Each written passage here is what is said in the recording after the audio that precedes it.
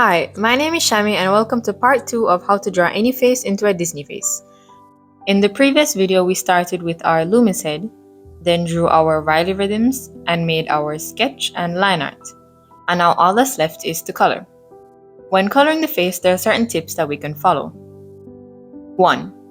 Painting can be easier if you build layers of color onto each other instead of going directly with the final color you have in mind. For example, if you want to end up with this color, start with this and build your way up. It can give your painting more depth and it makes it easier for you to make mistakes, since you don't have to choose the perfect color on the first try. 2. If you want your character to look like the person you have in your reference, pay attention to key colors on that person. For example, Taylor Swift has red lips, bluish gray eyes, and golden hair. So I will include all of those colors in my painting so that it resembles her. 3. Keep a Disney reference that looks similar to your character, so you can look at the colors that are used and apply them to your painting. Since Rapunzel from Tangled has a very similar color palette to Taylor Swift, I will be using her as a reference, not to color pick, but just to study the colors. If I analyze the picture, I noticed a lot of warmth here in the cheeks, nose, and ears. An overall more saturated color palette than faces in reality, and you can see that there are barely any hard edges. Everything sort of blends together and makes the face really smooth. Also, to make sure that we're all on the same page, let me just go through some quick definitions. Here is the color selector. I like to use the one with the square with the color wheel around it. So when picking our color, there are some things we need to think about. 1. What is the value of the color? Value is the relative darkness or lightness of a color and is the most important aspect to consider when choosing a color. So here, as I move my color selector down, my color is getting darker and so my value is decreasing. The lower the value, the darker the color, and in the same way, the higher the value, the lighter the color. You can see if the values you are picking are working in your image by squinting at it. If you can still understand your image even when squinting, then you're very much on the right track. 2. What is the hue of the color? Hue is what we normally mean when we say color. Hue can be red, blue, yellow, green, purple, and so on. So if I pick red on the color wheel, all of the colors you see here are in the hue of red. And if I go to blue, then every color here is blue. 3. What is the saturation of the color? Saturation is the intensity of color. So how red or how blue can a color go? So if you look at my color selector, the more I go to the right, the more saturated or more red my color becomes. And if I go to the left, the more desaturated it becomes. So to recap, values are how light or dark my color can be. Hues can be reds or yellows or blues and so on. And saturation is how intense that color is. So as I move this way, this line is the maximum saturation I can reach. I like to start with darker and more desaturated colors when I paint, so I can work my way up to lighter and richer colors. It's a technique I learned from studying Marco Bucci's work. Okay, now that we're all on the same page, let's start. Just to let you know, the program I'm using is Krita, which is completely free. So here I am starting with a background similar to the one in the reference. I just selected a square space and filled it in. And let me just show you my brushes. I tend to use about 3 or 4 different brushes, but in reality you could do the whole thing with one. I use the default airbrush here for soft edges. And I use this marker-like brush for harder edges. I also use the blur tool to get rid of any hard edges, along with the multiply tool for shadows. These brushes are in almost any digital painting program and you can use any program that you want. So I'm just adding some desaturated colors here in the background. This is completely optional. I just like the effect of different colors melding into each other.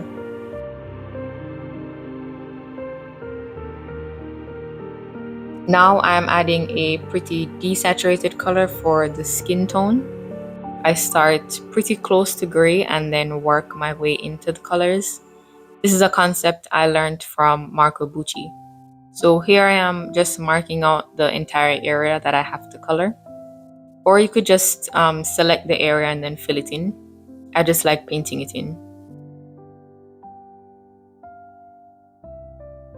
Just making it clear the entire area that I have to color.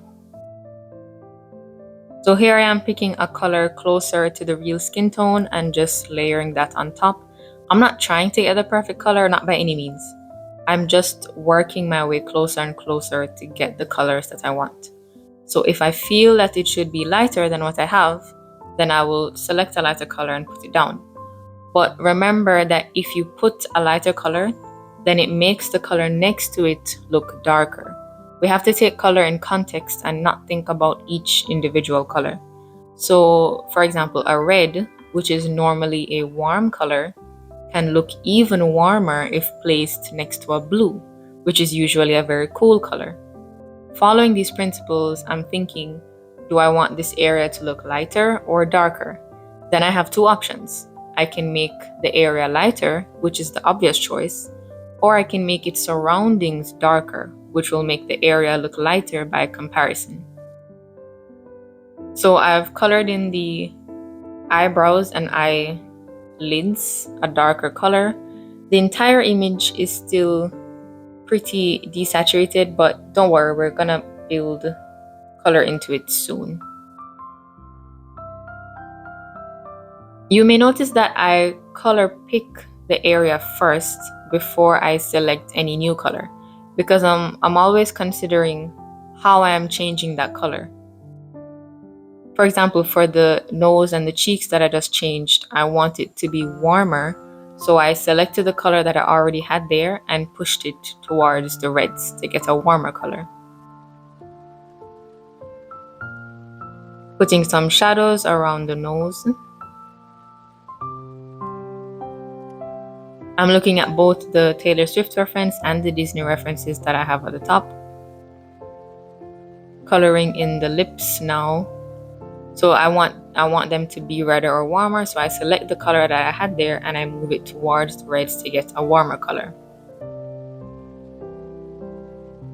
Coloring in a very desaturated blue for the eyes.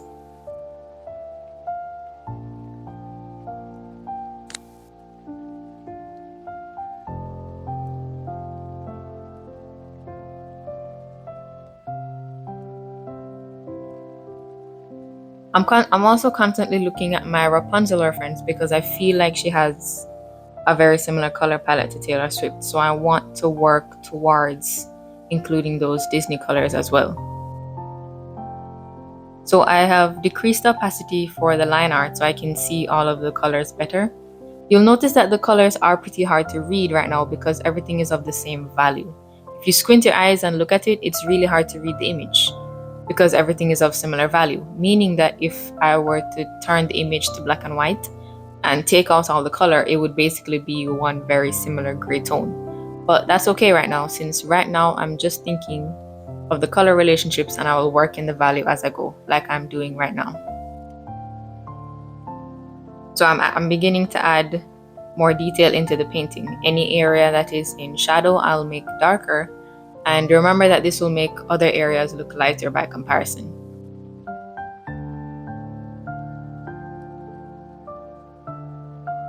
The whole color process is sped up to 2 times, so in real life it took a little over 2 hours.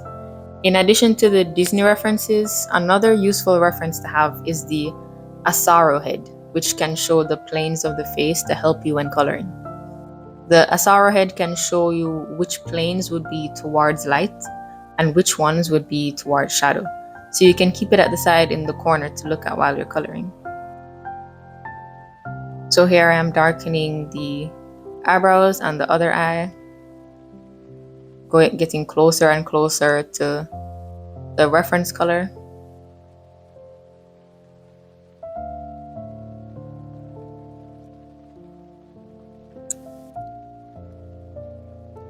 Marking in the pupil with a dark color.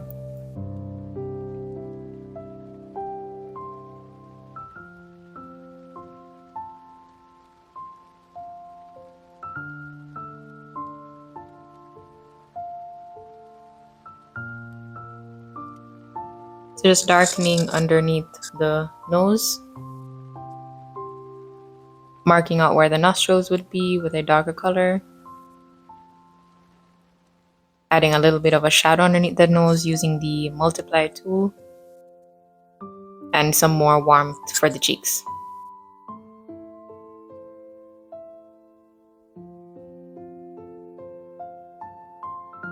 Making the lips more saturated and warmer by making it redder.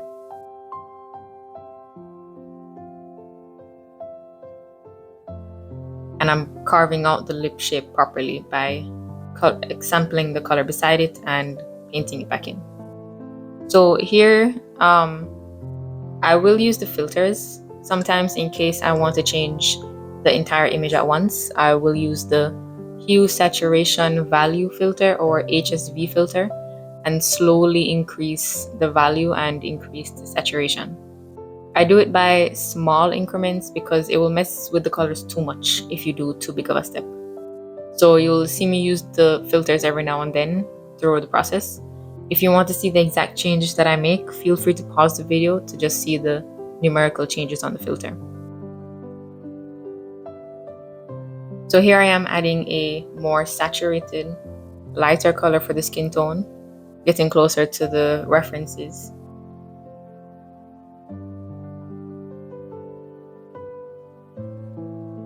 I also tend not to use erase that often.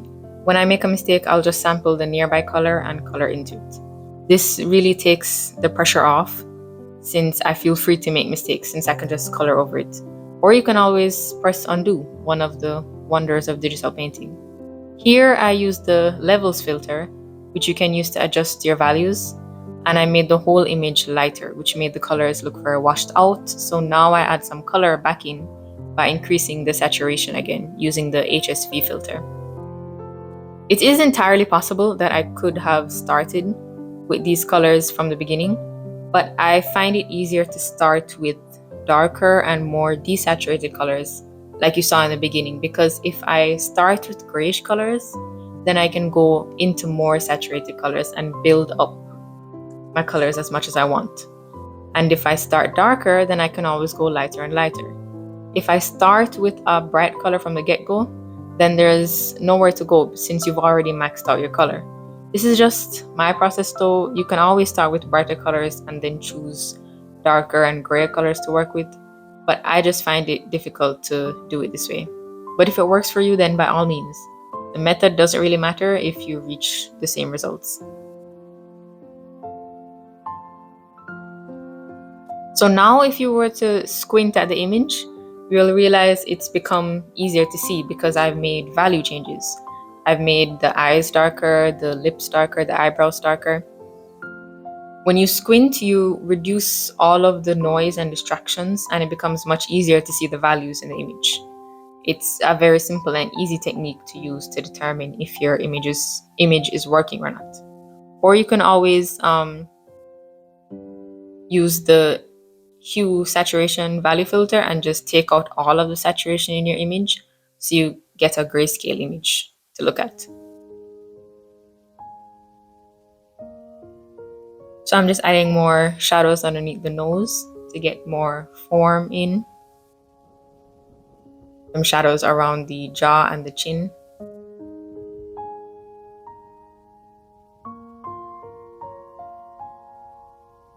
Adding some lighter colors on the nose and in the eyes as well. There I select the colorize tool just to add a little bit more warmth into the cheeks. With the colorize tool, you're not messing with the value, you just add a little bit more color into that area. Checking how it's looking without the line art.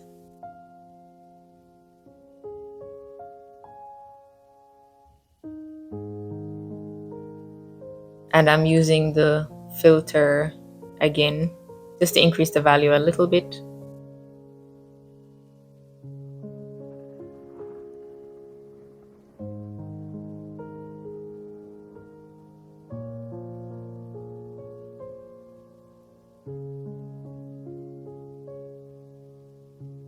So now I'm getting ready to work on the details. I'm working zoomed in so I can render it easily, because I'm pretty okay with where my colors are right now. So I'm moving on to adding more details. It's important though not to get lost in the details and keep your eye on the bigger picture. Sometimes if you add details that are too small, no one will even see them, since they are looking at the picture zoomed out and you only see the details when you add them while you're zoomed in. So here I'm making the eyeliner darker and the pupils darker as well, so they, pop out and they read well.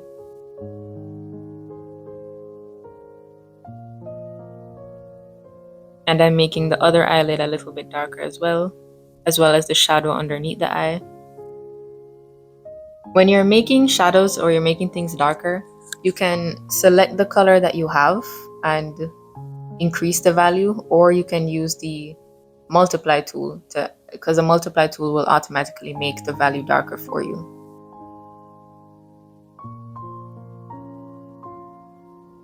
Or sometimes what I like to do, I will use the multiply tool and go over it to see what the shadow color will be, and then I select that color and paint with that color.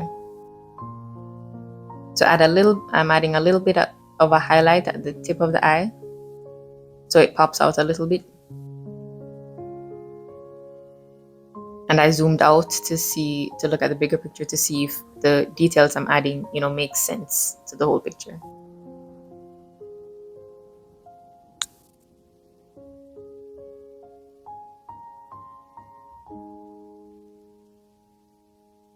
I'm darkening around the iris and around the pupil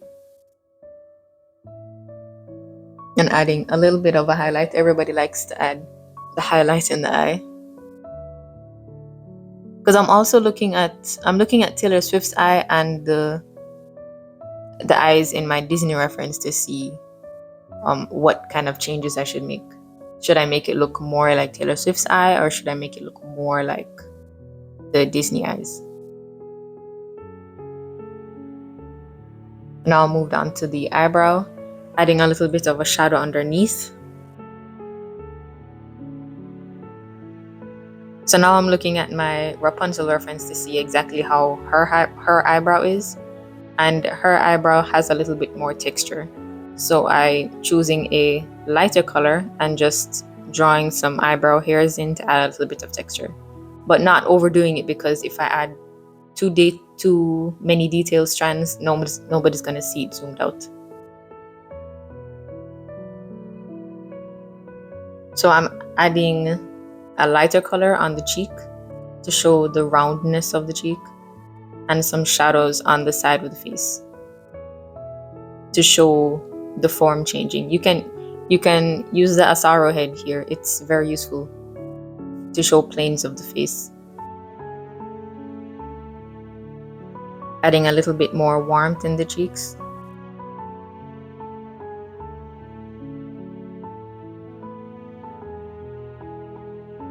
And I'm making the pupil a little bit darker.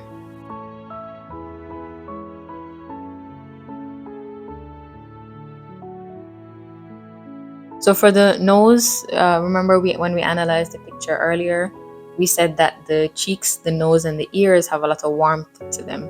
So I'm trying to add some more warmer colors to the nose by moving the colors towards red.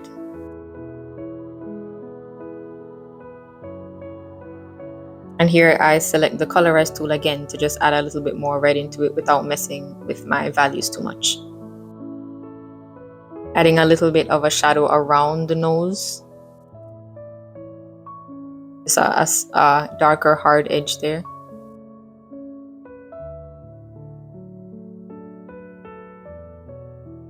Zooming out again to see how it's looking.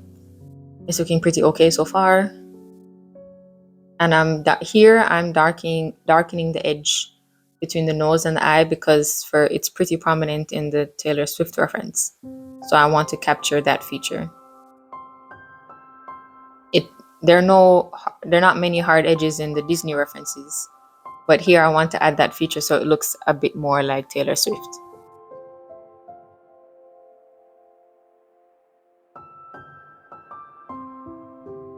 Zooming out again.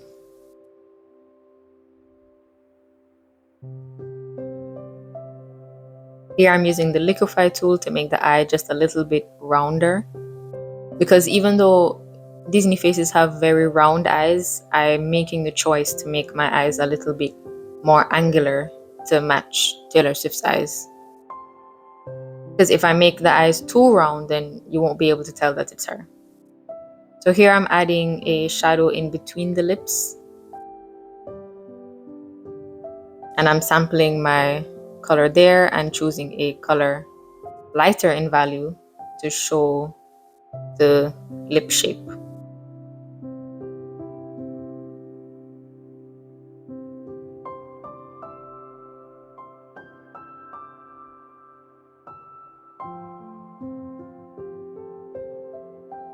I'm adding some more shadows underneath the lips, and I'm making all of the lips a bit redder and more saturated.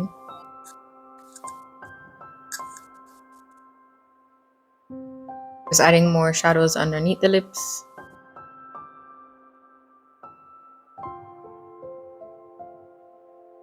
And bringing back the darkness between the lips, because I lost that when I added the saturation earlier.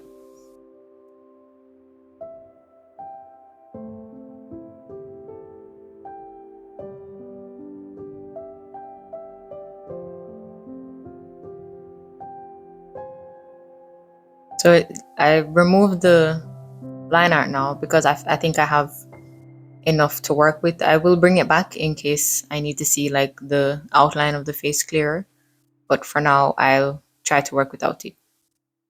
So here I'm trying to see if I increase saturation a little bit, how it will look, and so I increase the saturation, adding a shadow underneath the lips. And now I'm trying to make the outline a bit clearer by adding some harder edges and using the airbrush to add a little bit of a highlight on the chin. Not highlight, just a lighter value.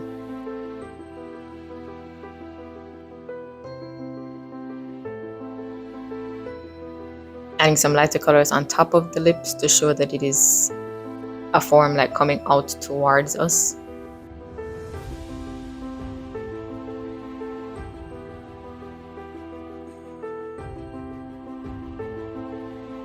And softening the edges of the lips so that it kind of melts into the skin. The colors melt into the skin.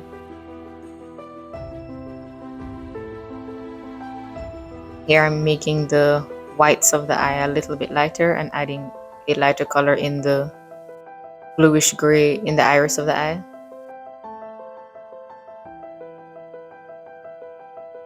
And making the edges a bit darker so I can show that the eyeball is a globe by making the edges darker and the front part lighter. So here I am making the neck a little bit darker so I can show the outline of the face more, because remember, by making the neck darker, I'm making the face look lighter by comparison.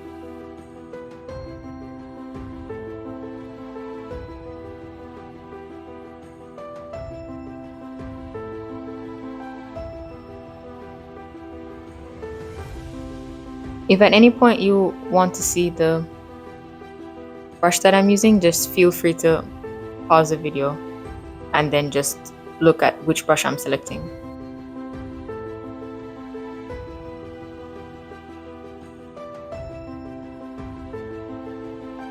So here I am working on the other eye,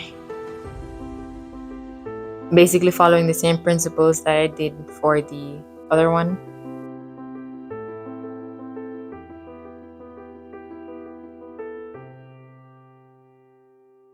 Darkening the mascara and darkening the pupil. Here I think I'm using the airbrush. But again, you can use any brush that you want to. The brush doesn't matter. Making the pupil darker. And the whites of the eyes a little brighter.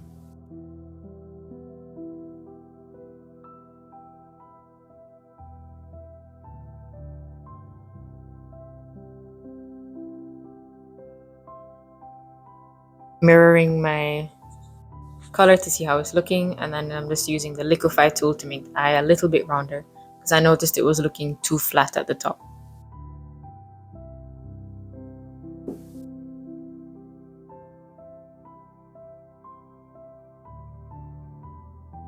And adding a little bit of a shadow on the lower eyelid.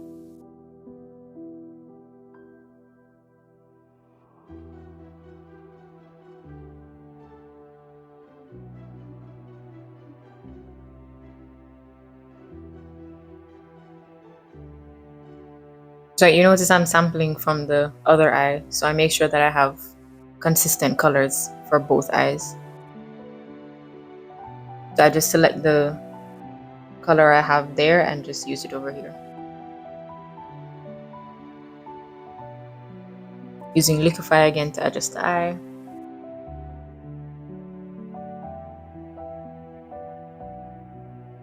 And remember to mirror your painting a lot so you can see if there are any obvious mistakes. It helps me a lot.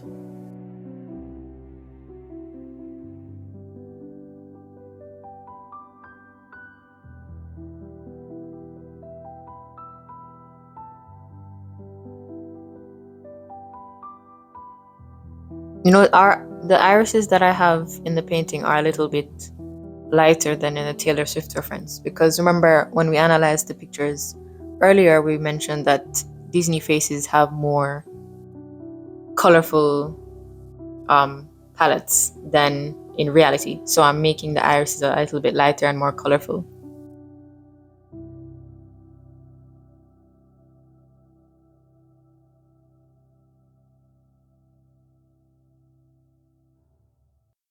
Just carving out the eyeliner shape, making sure that it looks clear, and doing the shadows for the eyelids.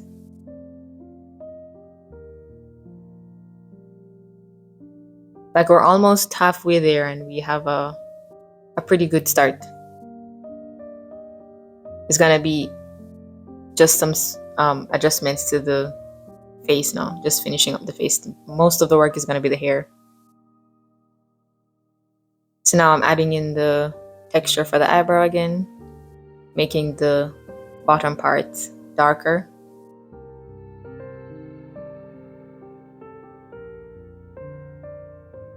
And making the eyebrow a little bit sharper.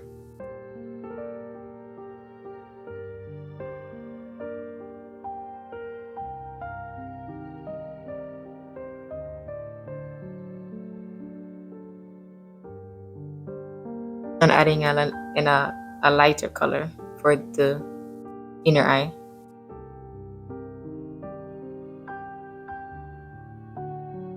And the warmer colors that I just added, it could be eyeshadow, it could be just like in the reference, but I just thought it looked nice, so I kept it. Sometimes if it just looks good and it works, you can keep it. You don't always need a logical explanation. So here I added in the shadow between the eye and the nose, and I used the blur tool to get rid of the hard edges. And now I'm lightening the front of the cheek.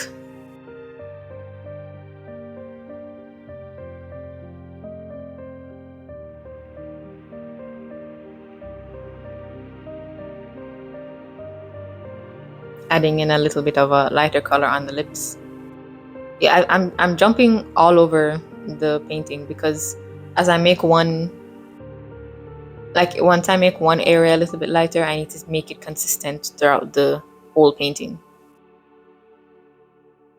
So if I make the cheeks lighter, I need to look, okay, what other areas need to be lighter? So I'm like, okay, the lips need to look a little lighter. So I move to the lips.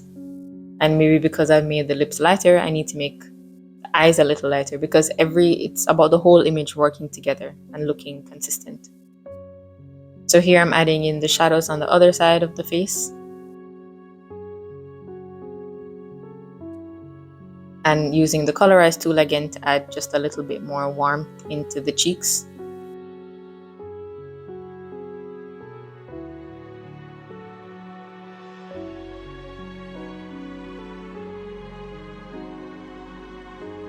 Mirroring the painting again.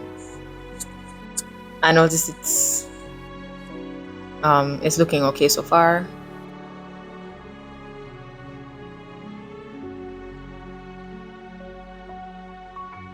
So now I'm making it very clear about the division between the chin and the neck by adding in a darker outline.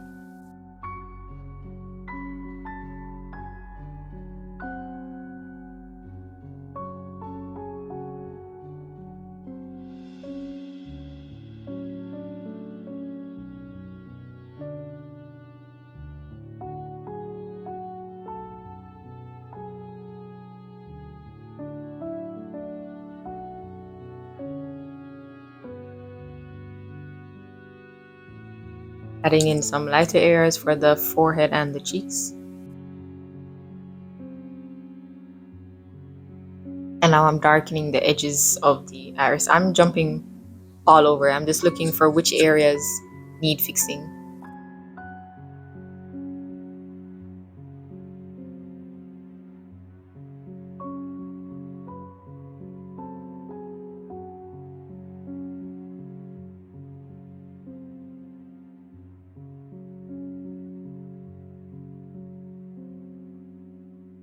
So here I was just looking at my color balance to see if I could bring a little bit more warmth into the color by increasing the reds a little bit.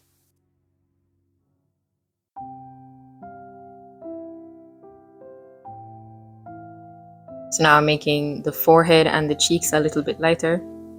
Because now that I've changed the colors in the whole image, I need to make some adjustments. Because not every color will move the way you want it to. So because I made everything warmer with the filter, now I need to make the areas that need to be a little cooler. I need to correct those areas.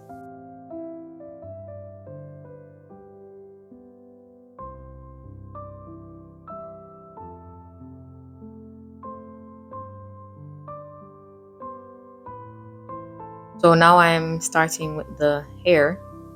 So for the hair, I color in the darkest shadows first, and this will start to bring out the outline of the face.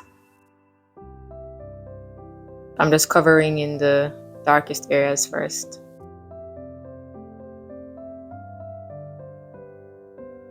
Making it a little bit darker now because in that area, almost no light will reach. So it's gonna look pretty dark.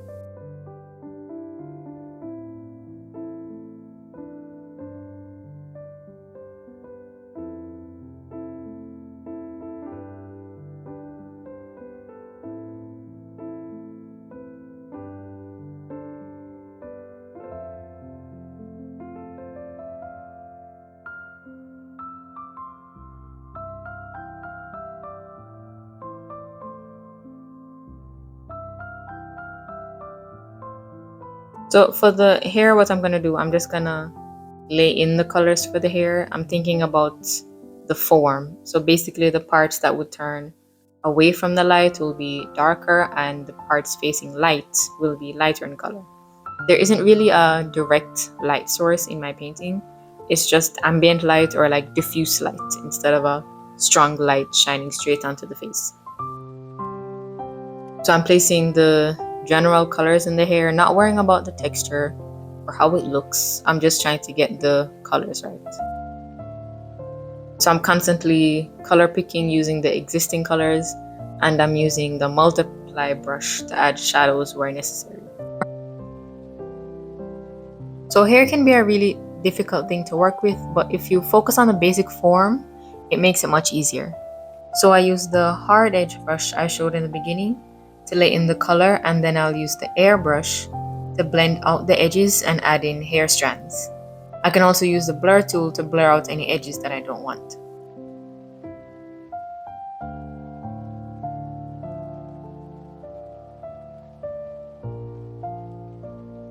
Just slowly adding more and more colors, slowly getting to the color that I want.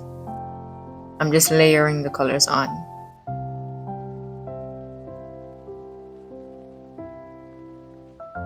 Slowly adding form as I'm adding my colors. You notice I'm treating the hair like shapes Like the front section on her forehead is basically an egg shape, so I shade it like an egg, and all of the curls consist of a dark area in shadow, which will get lighter as it turns outwards into light. I repeat the same thing throughout to give a sense of realism to the hair, even though I'm not strictly sticking with the reference. So here I am starting to blend out my colors with the airbrush, trying to add some texture to the hair.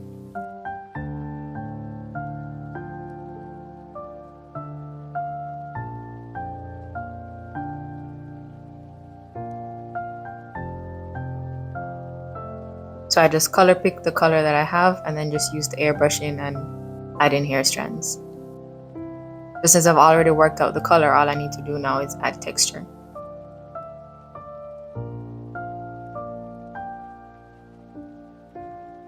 Zooming out to see how it's looking so far.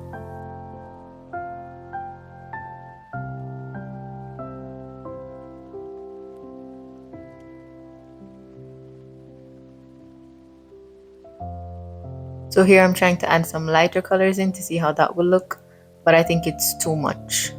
It's too much too quick, so I take it out.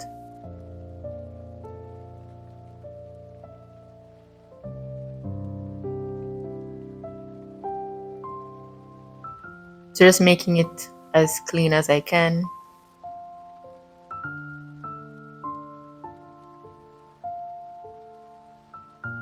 The only thing I'm using here is the airbrush mostly.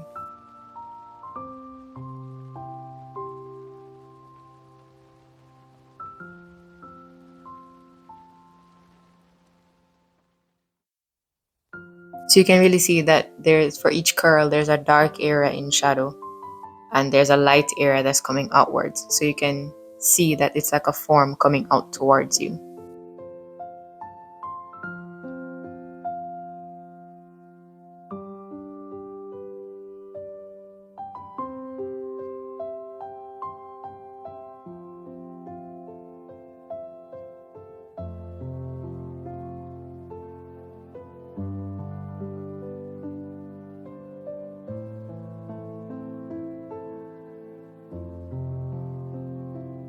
Because each curl is the same thing, dark then light, dark then light, dark then light.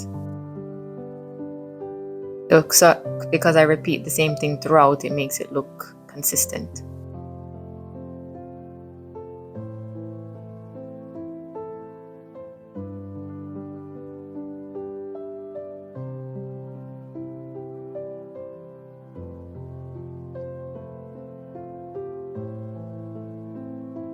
So adding some lighter values in the shadow area so you can still tell that it's curly hair in the back.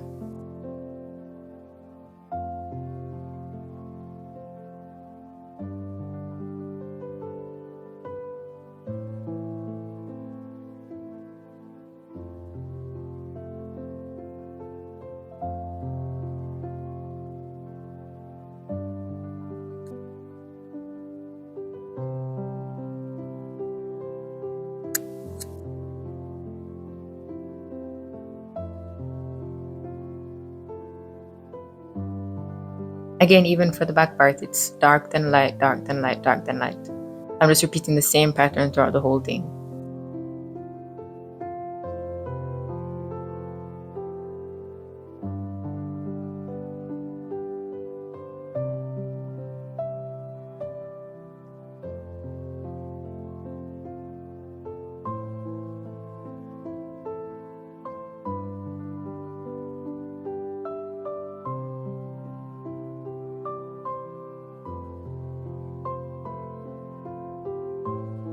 There I tried a different blur tool, but I didn't like how it was looking. I thought it was smudging out the texture too much, so I took it out. You can always experiment with different tools to see if it's giving you the hair texture that you like.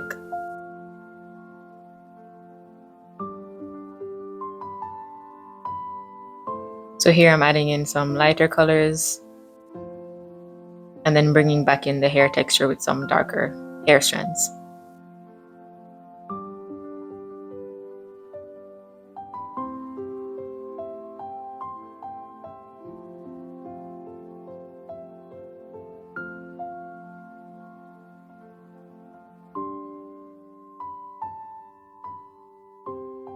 So now moving on to the other side.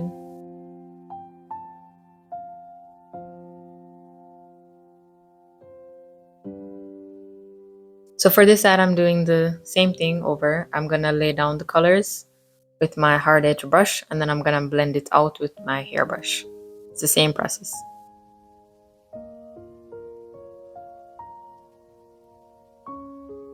Doing the darkest areas first so I can get the outline of the face. And I'm sampling from the other side of the hair so I can match the color.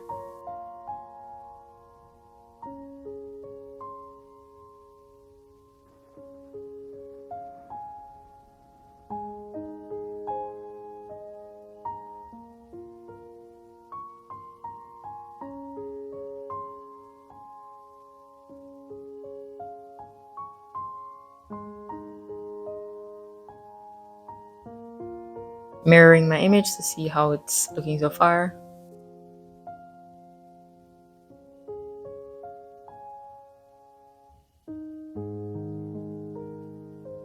So I start with my darkest areas first, so I can be clear on which part is like more shadow areas.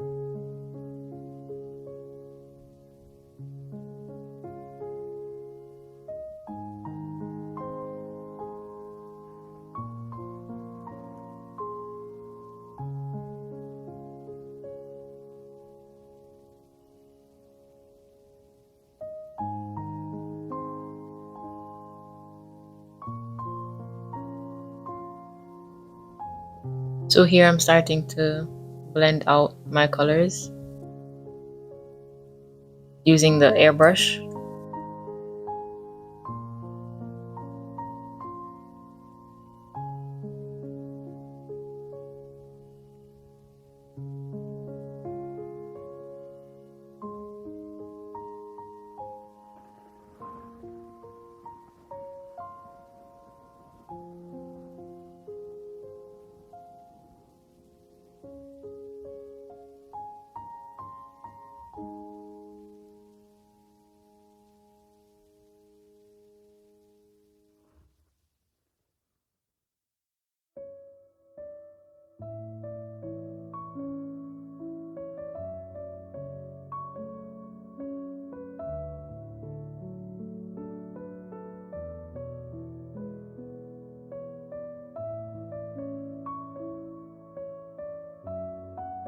There isn't that much to say here because it's really just the same thing over. Just dark areas in the shadow and lighter as it comes out towards us to show that it's curly hair.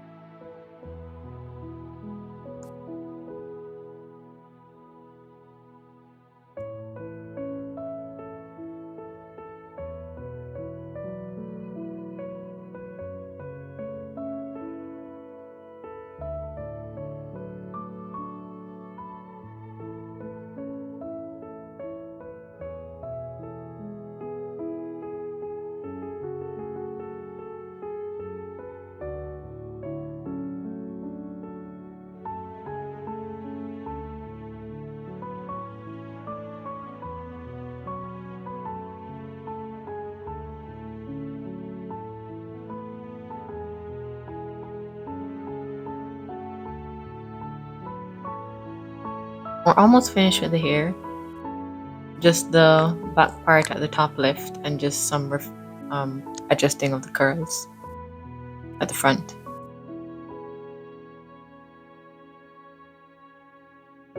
Just checking if I'm on the right layer.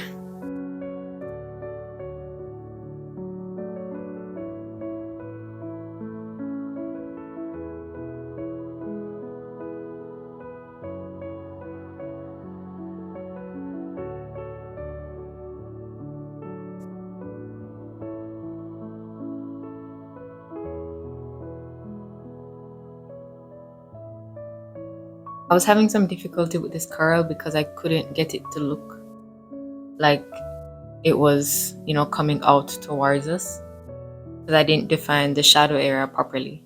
So I just erased it and started coloring it over again. And now it's looking a little better.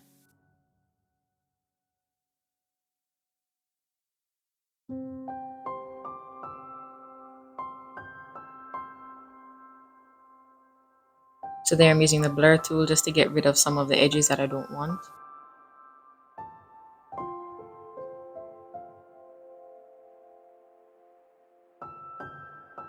Now I'm finishing up the last section of the hair.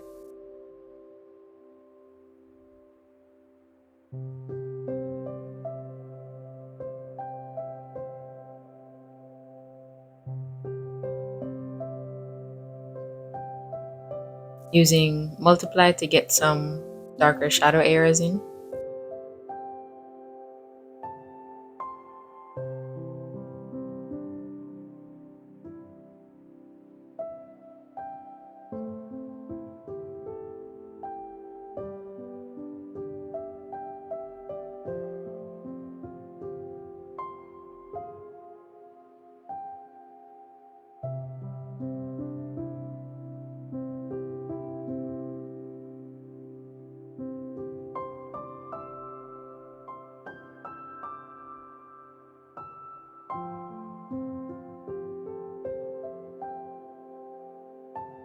We are almost finished with the coloring. Now we're just doing some final adjustments.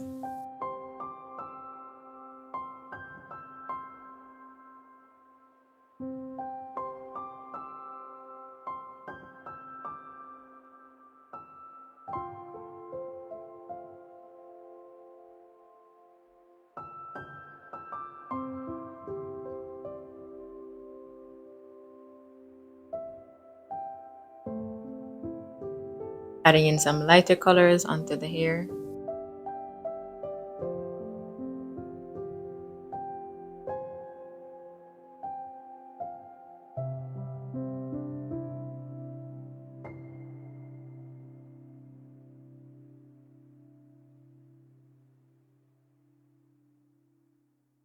And I'm adding in some loose hair strands.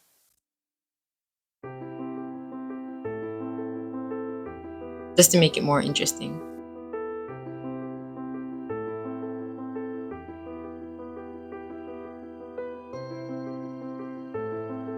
So here I'm using the multiply brush to add some shadows on the skin underneath the hair, because the hair on the face would be causing a shadow. So I want to make sure I have that shadow so it looks more realistic. And I'm also adding some shadows onto the side of the face to show the jaw area.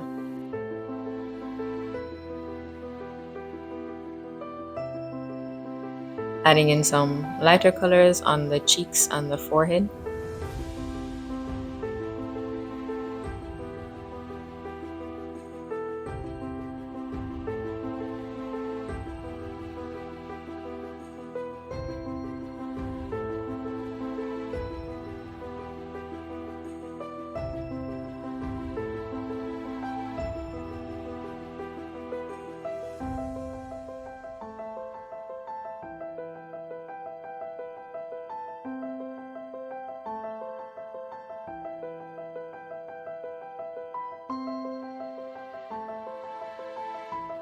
So I'm just jumping all over the image just to see if there's any last tweaks I can do.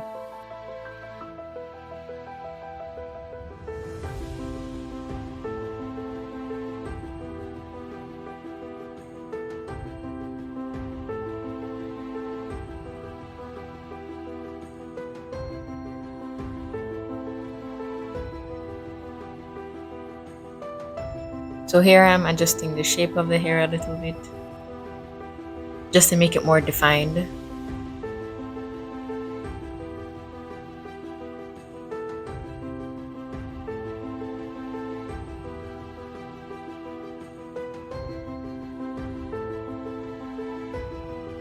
And that's it for the coloring.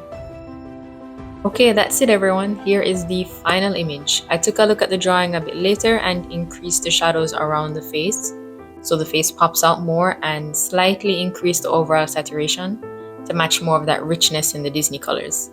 We have come a long way since we started with this and now have this drawing completed. I hope you found this video useful, and I would love to see the characters you draw, so tag me on Instagram at ShammyDraws and I'll check them out. And let me know in the comments below if there are any topics you'd like me to make a video on. Thank you for watching everyone. Happy creating!